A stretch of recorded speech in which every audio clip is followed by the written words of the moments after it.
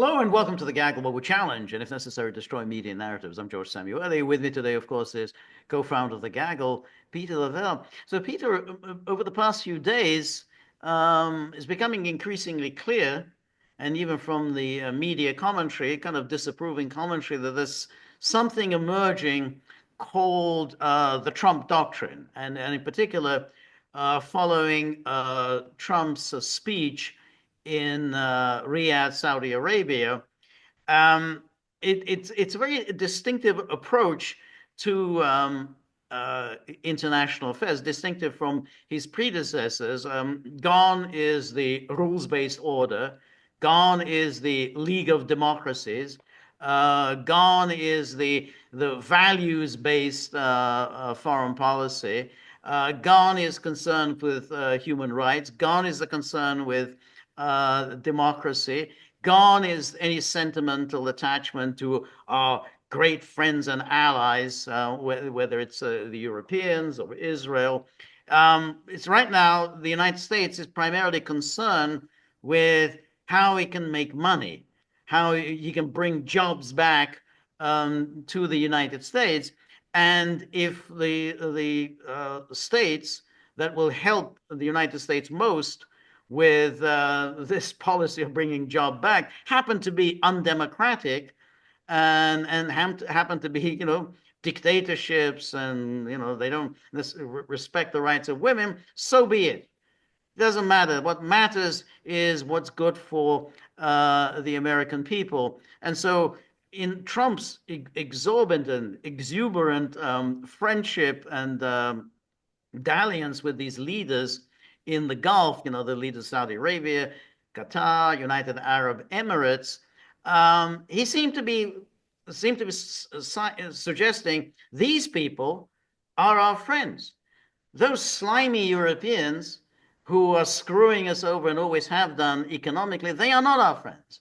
Apart from anything else, also trying to drag us into their wars. So it's like suddenly these are America's friends and allies, and those traditional allies are, I don't really care about them. And if I have to punish them, I will punish them. So I think with this, the Trump doctrine seems to be, well, what is absolutely directly in the national interest of the United States, and all the rest, all the values and stuff, we can just put that onto the back burner, if not worse. I agree. And the rules-based order, the League of Democracies, all what dividends has that paid the United States? Right, What dividends? right, I'm using the word dividends for a reason, right, okay? exactly, Because that's a Trumpian term, right, okay? right, Yeah, I mean it hasn't made the United States safer. It's made it a lot poorer. Reputational damage is immense. What he told that vast audience in Riyadh is things that they already knew. Okay, I mean, it was a surprise for an American president to say it, but they were like saying, "Yeah, yeah, that's what you people have been doing in our region for a very long time." right, Now, right, Israel wasn't mentioned. Okay, we'll put that as a sidebar for the time being. Um, what I think, because it's such a break from what we've had for the last, since the end of the Cold War, can put it that way, or 9/11, it is such a discursive break, and it's quite startling. But we can call it the Trump doctrine, but unless I'm convinced otherwise, this is just great power politics. I mean, this is the way great powers work. You're right, small. That means you're going to do what I want. right, You're going to pay tribute, right, okay? right, And it's a racket. And if you want a little bit of protection, well, we can work on that. right, Okay. right. But what am I going to get out of it? Exactly, Okay. exactly. There's got to be something on my side of the ledger here. That's right, Okay. right, And it's brutal. It's very matter of fact. right, Is there bullying involved? Of course. right, That's what great powers are. right, right. Great powers are bullies. Okay, that's why they're great powers. Right, Okay, I'm not saying this is a good thing. I'm not saying welcome. Oh, this is a great. The future of humanity is saved. No, I'm not saying that. I'm just saying this is how geopolitics works, right. and we're returning to it. And it's not pretty. It doesn't need public relations. Okay, it is what it is, Okay. and that's what Trump is saying. It is what it is. Right. And I think that's the the particular contribution that Trump has made is America's going to make money out of this. So it says, well, look at Qatar. I just signed $2 trillion worth of agreements with Qatar. If I'm getting $2 trillion out of it, fine, I'll provide you with security guarantees. But when he was asked, what about the security guarantee for Montenegro? Because way back when in his first term, I think Tucker Carlson asked him, he said, "Well, what are we getting out of from Montenegro? I mean, they're not contributing anything." And I think that's his frame of reference. Is money coming into the United States rather than money going out? And so ultimately, he looks at Israel. He doesn't have any sentimental attachment to Israel at all. I mean, to him, it's just, this is money going out of the door. Now, everyone else in Washington, they're, a great friend and ally, great democracy and so on. Trump never uses that kind of language. I mean, he's inherited the Israel issue. It's been around, 77 years, if not longer. But he doesn't have any of that. This is the one democracy in the Middle East, and we have to support it. And none of that matters to him. He says, are they bringing $2 trillion into the United States? No. On the contrary, money is leaving the United States to go to Israel. So he says, what kind of an ally is it? In what way are we benefiting from Israel? And of course, the answer is we're not. We're not benefiting any way at all. The proof is in the pudding. The tariffs put on Israel. I mean, Yes. it was very matter of fact. Right. Like everybody's got to pay. Everybody. Right. No exceptions. That's No free lunch. That's right. Okay. Yeah, no, that's right. I mean, that's how you run a business, George. That's exactly. Yeah, because you're cutting into my profit margin if you're a freeloader. Exactly. And that's what Europe is. They're the ultimate freeloaders. I mean, yeah. I mean, what's on my side of the ledger here? I'm looking at the receipts here. That's right. Exactly. That's money going out. That's money going out. That's right. We're running trade deficits, big deficits, and we're subsidizing their military. And as we found out last week when he announced the whole new package on medication, says we're basically subsidizing cheap medication in Europe. So the Europeans, they get this cut rate penicillin, cut rate cancer medication. Americans have to pay full whack. How is this fair? In what way are we benefiting from this? And on top of that, they're trying to drag us into their wars. So he does which side of the ledger, and he says, well, clearly these are not our friends. These are our friends, and look at how nice they are to me. Look at this grand entrance that I gave and all this. They closed down this mosque, the biggest in the world, just for me, and they've never done that. Oh, exactly. They were marching, by his motorcade and everything. Hey, do I get this sort of reception among the Dutch? Do the Germans treat me in this way? No, they hate me. They openly say they hate me. Just not just look at the opinion polls as to what they think of Trump, but even the political leaders despise me. They tolerate me, but despise me. So of course he says, in what way, are these our allies as opposed to these? And it can't be more obvious. Why? Because the Europeans are ideologically possessed people. Their elites are, okay? Right. And Trump isn't. Trump is free of that, okay? No. And because he doesn't, because European liberalism is a cult, it has its laity, it has its priesthood, it has its popes and cardinals and all of that. Trump doesn't want to play by that at all. No. He doesn't. What irritates them is that he doesn't even want to be on top of it all. Okay, we would give you the throne, but and of course, as I mentioned earlier, Trump sees that these are the same people that sabotaged him in his first presidency, and you want to use the word revenge? Fine, I don't have a problem with it. But this is called payback. That's right. It's called payback. Exactly. They sabotaged him. They sabotaged him in his attempt to return. They were clearly colluding with the Democrats. Before he even became president, the British intelligence services were clearly colluding with the CIA to try to prevent him from being a president. He knows all of this.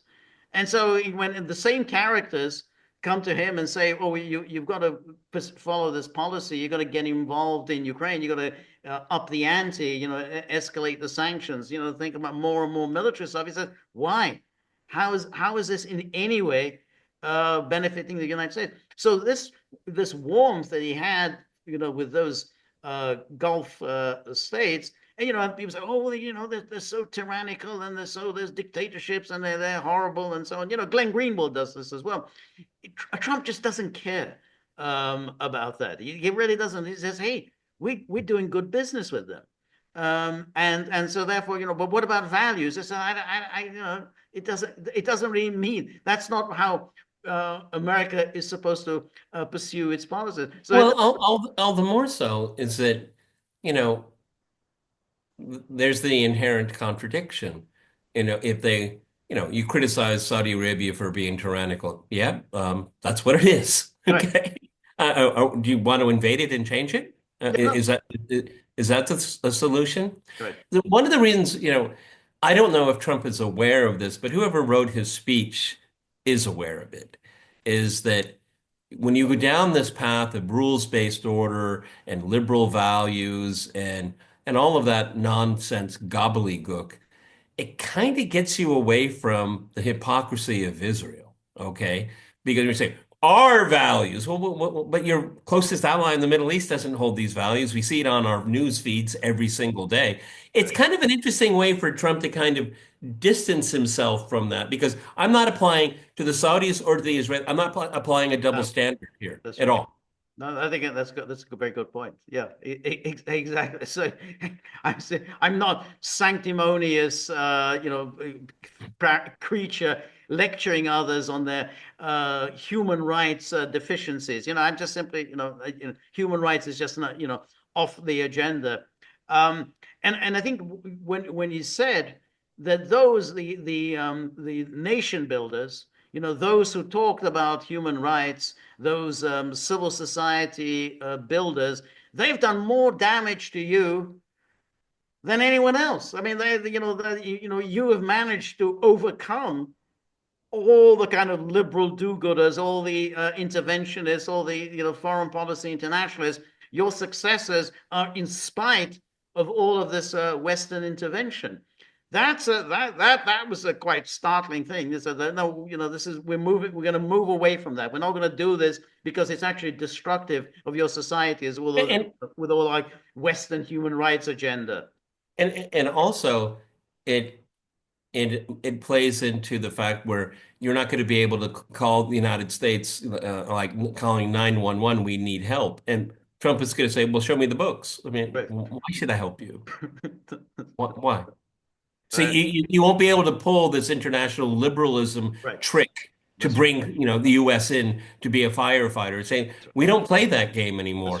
right. And one potential positive out of this is that if you don't have the United States as the last resort 911 call, maybe you'll figure out your problems by yourself. Right. Yeah.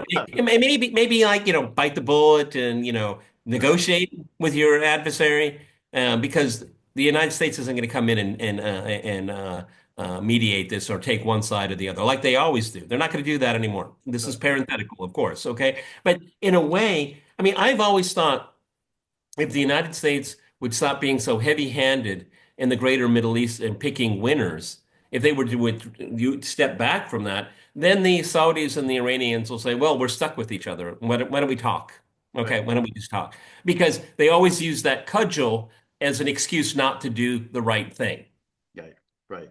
Yeah, that's right. It's kind of interesting. There was an editorial in the Wall Street Journal editorial page, and there, of course, the quintessential neocons always want to be fighting some war. And here is this this editorial, disgusted editorial. The Trump doctrine of the deal. The president is offering foreign policy realism built on commerce, but shorn of American idealism. Now, the moment people talk What about what what is American right, idealism in exactly, 2025, George? exactly.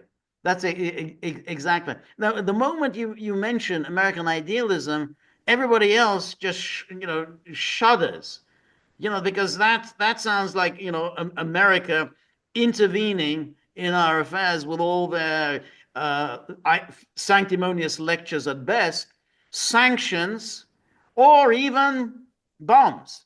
And so we need less American idealism. It's American policymakers who like to talk about their own idealism. For everyone else, actually this idealism is a nightmare. And it says President Trump stormed through the Middle East on his first foreign trip, and he didn't shrink from bold moves or confident assertions. And then his big speech in Saudi Arabia even laid out what might be called a Trump Doctrine, if that phrase can be used without about a president who is so transactional. Whoa, whoa, whoa, whoa. Why can't a doctrine be transactional? I don't get it either. Exactly. I don't get that. No, It just I don't get it either. That it just and well, I mean, if you look at the foreign policy of most American presidents in the 19th century and early 20th century, it was purely transactional. It was called exactly tariffs. that's Tariffs. right. That was That's right. purely transactional. That's America, the most of, if you look at the entirety of American history, its foreign policy, it is primarily transactional. it was, and it got and through transaction, it got to be the dominant power in the world. That didn't come about just by happenstance. Oh wow, hey, who'd have thunk? We'd be the number one power in the world. Just amazing. And that's in fact how often these policymakers write. Well, America just got to be the number one power in the world. And it was only because we're so idealistic. There was nothing, no military forces involved, no monetary power, no financial, economic power. No, just because we're so good. That's how we got to Oh, be number the, one. the Wall Street Journal editorial board. Oh, you're so cute. That's right. And here, Mr. Trump is offering a form of foreign policy realism rooted in good commercial relation and a focus on negotiating peace and stability. He doesn't much care what kind of government countries run as long as they want good relations with the US. That's terrible. What a horrible thing. He's looking for deals even with enemies. He thinks mutual interest in prosperity can overcome even strong ideological differences. And he has no interest in promoting American values, including liberty or democracy. That's just terrible. And then his Middle Eastern policy. Well, I mean, sorry, George. Can you just go back? Okay. He has no interest in promoting American values, including liberty and democracy. What has the U.S. been doing in the Middle East for the past 30 years? Right, What is the outcome? exactly. If really, this whole thing that America has been promoting liberty and democracy is a joke. I mean, you want to ask people in South America or Central America, really, America's been promoting liberty and democracy. You think people in Indonesia, you think America's been promoting liberty and democracy. I don't think you're going to agree with that. I think that's something Americans tell themselves to flatter Exactly. themselves that that's what they've been doing. That's not what you've been doing. That's what the New York Times, the Wall Street Journal, um, uh, all the rest of them. What they tell themselves. This is kind of like an That's inside joke for them. exactly. That's right. Exactly. But because it's very flattering. Yes, we're just very idealistic. All the time we think about liberty, democracy, human rights, because that's who we are. That's what They that's don't what even think about them, toppermost in our minds. but they don't even want that for the American people, No, I've they heard. don't. And then says his Middle Eastern policy is taking this doctrine on a test drive. He took the advice of MBS to repeal sanctions on Syria's new Islamist government. He even met the former jihadist now running Damascus, whom he called attractive tough. In Trump world, these are the highest compliments. Now, the Wall Street Journal editorial page has been baying for years and years for the overthrow of Bashar al-Assad. Now, this is what you get. This is what, the result of, trying to overthrow Bashar al-Assad. You're going to get this guy, Yeah, Ahmed well, al. w- sorry, but I would just say to the Wall Street Journal, stop bitching, okay? Yeah, that's right. Yeah. Everyone knew this. that the alternative to Bashar al-Assad Was the black flag. exactly these an Islamist. We knew this, and yet you went on and on, cheering on sanctions, cheering on the tightening of sanctions, the Caesar sanctions, cheering on the bombing of Syria. Well, now you've got an Islamist. Don't complain. This is a gamble, but it could. This is a gamble, but it could pay off. The U.S. has an interest in keeping Iran and Russia from dominating Syria. If the U.S. can help Mr. Shah balance Turkey's influence, and Mr. Shah can help prevent conflict between Turkey and Israel, so it turns out he's not such a bad What does guy this have after to all. do about democracy and liberty, Exactly, John? I none mean, at all. do they even proofread their own texts? No, you're absolutely right. And then he goes on, a bigger question is Mr. Trump's growing enthusiasm for a nuclear deal with Iran. Yes, it's Oh, a that's a terrible idea. Oh my that's God. right. Oh my God. True to his doctrine. George, I want to say this before I forget, because I was thinking about it earlier today. I hope Trump has good security. Yes, I agree. I agree. I think that I think more and more there's an awful lot of people who would love to take him out. Well, when I was one of my first jobs I had, I worked at Disneyland, and they were it was called cash control, and we counted the money. That was before credit cards and all this. So we had currency and what do they call traveler's checks. And so I would spend the night counting money. And there was a retired FBI agent, an old guy. And of course, like 12 o'clock, 1 o'clock in the morning, you're drinking bad coffee and you've got all this cash in front of you, taking it out of the bags and all that. And I don't remember what the guy's name was, but I just remember saying, "You were in the FBI, right?" And he said, "Yeah, 25 years." I said, "Who killed Kennedy?" And he said, "A lot of people killed Kennedy." I'm sorry for the diversion, but a lot of people No, killed. I would think that yeah, in the case of Trump, there's a lot of people who would like to see him go. You put it like that. I'm saying that in all Yeah, seriousness, that's really. right. And so it says the nuclear ambitions. This appeal has been tried before. Oh, yeah. However, and came a cropper because Iran's regime is ideological. The Wall Street Journal isn't. Yeah, exactly. That serious. You're absolutely right. When I listen to the leaders of Iran, they seem a lot less ideological than the Wall Street Journal editorial writers. They seem the models of pragmatism, unlike the Wall Street Journal editorial writers. He is appealing to the mullahs in Tehran. I mean, can't we retire this kind of ridiculous phrase? That's Exactly. Sean Hannity, That's okay? right. That's right. It wants a regional Shiite revolution that dominates the Sunni Arab state. How the hell can you dominate? I mean, the Shiites are a minority. How the hell are they going to dominate the Sunni? I mean, Sunnis are overwhelming majority of Muslims are Sunni. How the hell are the Overwhelming. Shiites going to dominate? Um, it Well, it wants a regional Shiite revolution that dominates Sunni Arab. Well, look, the foray into Iraq, well, that's freed up the right, Shia to align themselves with Iran. I mean, it uh, was American foreign policy right. that generated this, That's right. okay? Exactly. And this is completely absurd. Completely. I have not seen evidence that Iran has exported its None. revolution at None, all. none, none at all. But here it says it wants a regional Shiite revolution that dominates the Sunni Arab states and pushes Israel into the sea. I haven't heard that cliche about pushing Israel into the sea. Yeah, I think the last time I heard it was like 15 seconds ago. Yeah, but yeah, But that particular thing, I remember that, when back in the 1967 war, Israel, we started the war, but the media presented it as if somehow this was a big move by the Arabs to push Israel into the sea. I mean, it's such a ludicrous notion that Israel, which is the regional nuclear superpower, is going to be pushed into the sea. If the Ayatollahs reject Mr. Trump's offer because they are bent on retaining the ability to become a nuclear power, then what will Mr. Trump do? hey, what does it mean to become a nuclear power? Yeah, exactly. That's opaque. Yes, yes. The Yeah, Bashir nuclear power plant, does that make you a nuclear power? Well, they're insinuating something very different to Of everyone. course, that's right. Um, and then Mr. Trump's aversion to ideology, to promoting US values, led to the biggest mistake of his trip, ooh, which was a needless attack on his predecessors.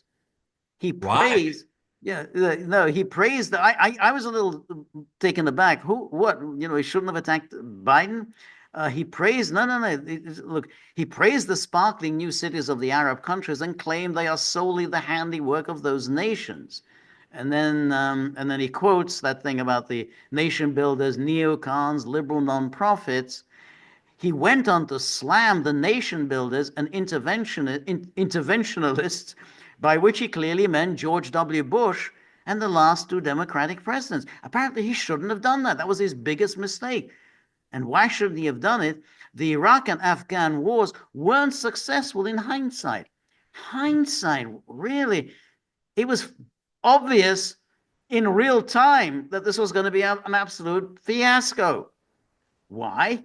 Because Saddam Hussein had nothing to do with 9/11, and we knew that he had nothing to do with 9/11, and we knew that Saddam Hussein didn't have a nuclear program. We know this because there were inspections, and they said he doesn't have a nuclear program. He may have had it more than 10 years earlier, but he doesn't have it now. We knew all this, so we knew it was going to be a disaster. As was the Afghan caper, because the Taliban was ready to work out a deal on Osama bin Laden. Bush wasn't interested in any kind of a deal. So again, we knew that then that this is a disaster. We should have tried to work something out with Mullah Omar on bin Laden. Oh, but in hindsight, So yeah, we look back 20 years later, yeah, maybe it wasn't such a great idea. the Iraq and Afghan, shouldn't it be Iraqi and Afghan? Okay, because that's an adjective, It's an right? adjective, yeah. Okay. Yeah. Wars weren't successful in hindsight. I mean, talk about understatement. Well, it wasn't a success. Well, in Okay. hindsight, now we're looking back on it. Maybe it wasn't successful. No, it wasn't. We It knew was a catastrophe. it was a catastrophe, and we knew it would be a catastrophe. We knew ahead of time that, and you didn't have to be a genius to know ahead of time. We saw, what George Galloway was saying at the time, or Tony Benn, or everyone else. It is going to be an absolute disaster. How can you invade, Iraq, an Arab Muslim country that you know nothing about, on a completely fake, fraudulent hoax pretext about these weapons of mass destruction, and not end up in disaster? But Mr. Trump ignores that they began as realist efforts in the wake of a jihadist attack on America. No, because he had nothing to do with it. They had nothing to do with 9/11. Afghanistan didn't have anything to do with 9/11, incidentally. I mean, it's like you attacked two countries who had nothing to do with 9/11. Yeah, well, 9/11 was planned in Hamburg, Germany. That's Okay. right. He also forgets that the emirs of the Gulf have long been protected by Americans' foreign military deployments and let them nation build. Mr. Trump's slam against his predecessors resembles Barack Obama's infamous Middle East apology tour. Yes, but Trump didn't apologize. I mean, well, except for the neocons. But Obama's was a very smarmy. Yeah, but I mean, Apology. Trump didn't apologize. He leveled blame. He They're two leveled different blame, and rightly. Okay, Yeah, and that led them to nation build. right. What a condescending thing to That's right. say. That's right. I mean, We're if you had, George, I can guarantee you that if we had that kind of money, we could build something. That's right. But it's like, to quote Trump on Zelensky, he's pissed away millions. A lot of this is just pissed away. This is American taxpayer money. Who the hell knows where they went? Like, with all these civil society programs and everything else. Um, you know, and you really didn't accomplish anything. But here, this is where it's kind of interesting. In pursuit of stability and American restraint, Mr. Trump's policy may be imitating Richard Nixon's détente in the Cold War. Oh, now we're getting to it. So that was those terrible times of détente. Nixon also downplayed ideological differences in pursuing arms control deals and a stable balance of power. But And that that's policy is that a failed. good? I mean, according to the Wall Street Journal, is this a good thing or a bad thing? No, yeah, obviously it was a very bad thing. That Oh, policy really, failed. really, really? But that policy failed in the end because the Soviet Union's leaders weren't interested in I don't know stability. what he's talking about. I have no idea. First of all, the Soviet Union leaders were interested in stability, hence their interest in Helsinki. If you talk Hence about, their interest in détente. hence their interest in I mean, they détente. were so interested that Soviet ships were being bombed Yeah, that's right. in Vietnam. They were so They were interested that so interested. Exactly. They gained a lot from it. Who undermined stability? Well, it was the Carter administration that launched this proxy war against the Soviets in Afghanistan. And they did it in the hope of provoking a Soviet intervention. So that was the stability. It wasn't the Soviet Union that was in any way trying to undermine stability. They just wanted everything just to keep things going. But Zbigniew Brzezinski, thought, hey, this is a wonderful opportunity for us to start meddling in Afghanistan and try to topple the regime there that was, not a Soviet satellite state, but was friendly towards the Soviet Union. they were interested in maintaining and spreading their communist revolution.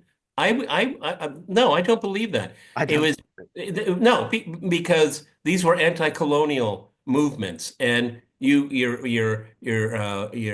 make friends with your enemy's enemy. Okay, Right. it had That's George and I've talked about this so many times.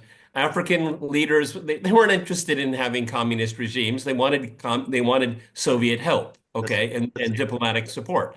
that's Okay, exactly right. but becoming, accepting their communist revolution, where's the evidence of that? That's right. And that was the thing about the communist revolution is that, by the 1970s, the Soviet Union was a country interested primarily in stability and in having a stable relationship with the United States and the West, from which the West derived a lot of benefits from it. What détente was, clearly was good for the West in that the tensions eased. Up until then, people were very nervous about the possibility of a nuclear war. And for the people of Eastern Europe, also, life became a little easier and people were allowed to travel to the West, which they hadn't in the past. So there were a lot of benefits to this. Oh, Nixon took a non-ideological view. Why should he take an ideological view? If you're elected president of the United States, what are your objectives? Peace and prosperity. Peace, global peace. You don't want to get involved in a war, and you want prosperity for the American people. You want he hasn't been elected president of the Soviet people. He hasn't been elected president of Poland or Hungary or Czechoslovakia. The way they say, oh, you're supposed to fight communism. That's not what he was elected to do. And past presidents didn't bring peace and they didn't bring prosperity for anyone. Exactly. So Ronald Reagan won the Cold War with a combination of realism and American idealism. He built American hard power and was willing to engage the Soviet, but he wasn't afraid to tell the truth about the crushing of freedom in Russia, Eastern Europe, and beyond. This, of course, is again a complete distortion of Ronald Reagan, because, of course, Ronald Reagan saw when the moment he saw an opportunity for détente, he seized it, and he seized it, and so his second term was entirely characterized by détente, much derided that he was by the Wall Street Journal. The Wall Street Journal was really angry with Ronald Reagan during his second term because, oh, you can't trust the Soviets. They're terrible. They're leading you by the nose. The Soviets. That's what the Soviets are always. They were very critical of Ronald Reagan's détente policy. Always critical of peace. Exactly. That's the so they that's and there are a number of these articles, and they don't like the Trump doctrine. You have to, this idealism means the perpetual war. And that's what it means. That's what about our values? In other words, you want to use values to be in perpetual conflict with the rest of the world. War is a value to these people. Right. That is a value, their Right. value. Yeah, that's right. That's Well, exactly it's early days. I understand on this. I understand Trump like transparently clear. I mean, right. there's no doubt in my mind what he's trying to do here. Okay. Right. Again, I want to preface it. Is it a good thing?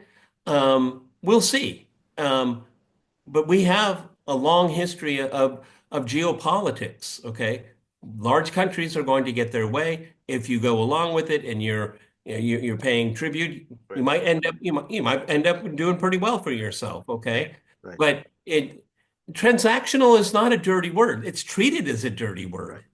No, I Let me posit this. Is transactional better than the inability to negotiate because you're ideologically driven? that's exactly right. There's nothing at all wrong being transactional, and particularly if you've been elected as president. So you've been elected with a mandate to improve the lives of the American people. They're the people who voted for you. The rest of the world didn't get. Ukraine didn't get a vote. The Czech Republic didn't get a vote. It was the American people got a vote, and what they said was, we want prosperity, and we don't want to get involved in other people's wars. That's his responsibility. His only responsibility is to the American people. So we say transactional. Yeah, if it's transactional and if it benefits the American people, all the rest are benefiting somebody else, but not the American people. And I think that's why, again, when we come to discuss Trump's transactionalism, it says, why do we have to go down this path of these Europeans, our great friends and allies? This must be why. In what way are they our friends and allies? They're ripping us off, as he argues. They're ripping us off in trade. They're ripping us off when it comes to prescription medication, and they're trying to get us involved in these wars that have nothing to do with us, and we're subsidizing their welfare states. How are they our friends and allies? And I think that's exactly what an American president should ask. That's his mandate. That's what he should ask. Yeah, and they didn't, Trump likes to take credit for winning the Second World War. Well, what did the Europeans do to win the Second World War? Right, They didn't even do that. right, Okay? right, They didn't even do that. right, So I'm very agnostic about this because I think that geopolitics is brutal. It's about strength. It's about getting what you want, and you'll want security to keep all of those things as well. So you're not going to be looking again. I love 19th century international politics. It's absolutely fascinating, and just in that one century the great powers did everything in their power not to fight each other. Okay? That kept a modicum of peace. Yeah, there were little, right, brush wars and things going on, but for the most part, it worked. Okay? Great powers don't want to fight each other. right. That's what great power politics is. But That's the prime directive of great power politics. Don't fight another great power. that's right. No, that's exactly right. And so you had that period, 1815 to 1914, which I think is regarded as a kind of golden era in basically the world history. It was there were, other than some minor skirmishes, the great powers managed to avoid fighting each other. Of course, 1914, then the whole thing came tumbling down. But that's in a way what again, where it goes to the Trump doctrine, is that he wants to avoid wars. That's what he's about. He wants to avoid wars. He realizes that the wars are a disaster for the United States, and they are a disaster for anyone. And I think the analogy, I mean, they took it negatively, but in the analogy with Nixon, I think is very apt. I think Trump does belong to this tradition of very cautious, very wary American leaders who always feel that they're being pushed into wars and they want to stay out of it. I think Eisenhower and Nixon are, I think, close analogs to Trump. Eisenhower knew he was getting constantly being pushed into a war. He avoided getting involved in a deep way in Indochina. And Nixon also, he said, I'm getting pushed into wars. And I think Trump is within that tradition. I mean, he's added new twists to it because of his own business background, with commerce and everything else. But that's what a prudent American president does. Those who are not prudent, they lead their countries to disaster. That's George W. Bush. And the Wall Street Journal was a big cheerleader for George W. Bush. And Biden's another one, he led his country to disaster. So that's the difference between the kind of the transactional president and this ideological values-driven president. Yeah, but Trump is giving an alternative transaction. Okay, you may like it or you may not like it, but all I would say is that so you think the other paradigm was a success? Right. Yeah. Right. Exactly. Oh, well, how do you think Trump got to where he is thinking right now? He looks at decades of failure, Right. absolute abject failure. Right. And it only got worse because Biden made it far, far worse. He wanted to go toe to toe with Russia Right. in a great power conflict. Right. That is the quintessential no-no. And Trump and his people, or at least some of them, Right. understand that. Yeah, Okay. exactly. Exactly. So I think, we're getting the first sense of a Trump doctrine. I think it's a distinctively different policy from that of his predecessors. We'll see whether he sticks to it, whether he gets Yep. blown off track and goes down all the various rabbit holes of his predecessors. But I think, for the time being, this seems a very different approach, and one I think that America has badly needed for quite a long time. One last thing I would like to know. Who wrote that speech for him? Who wrote it? Yeah. Because I liked it. Yeah, that's good. Yeah, that's right. All of those things, those the things about the nation builders and neocons and everything. That was first rate. Yeah, it's a good question. I'm not sure who writes these speeches. Well, it was obviously written for him because he stumbled all the way through it. Yeah, So that's right. I don't think it was Sebastian Gorka, to be honest. I don't think it was. I think we can cross his name off for sure. All right. Obviously, this is an opening salvo. George and I talked about this last Friday. Was he just, he just read the room and told the room what they wanted to hear? Was this the sugarcoat, the deals and all of this? We don't know. We don't have enough data points at this point. Okay. For sure, it is something very different. For sure, in my mind, it's refreshing. Right, Okay. right. And it's a confirmation of what George and I have been saying for years right now. So we'll see where it goes. I don't know, George, when can I stop saying the jury is still out? I think maybe up until the midterms. All right. I think we All should right. we should give it to him until then. All right. That's our take on what could be a nascent Trump doctrine, Right. or I would just say going back to the way the world used to be run. Okay. Okay. Okay. It's an amalgamation, probably. All right, everybody. This is the Gaggle with Peter and George. We're on local, so please go to thegaggle.locals.com. This is Sunday. Tomorrow we'll have our live stream, God willing, at 10 o'clock Eastern time. And then George is going to go into solo mode on Tuesday. Tuesday, 3 p.m. Eastern Time. Please join me. And now the question which is being asked in a very menacing way by these ferocious hounds, whose mood is increasingly becoming dark and gloomy. What's going on with the contributions to the tip jar? There's a lot of talk, a lot of arm waving and whatever, but there doesn't seem to be much action with the tip jar.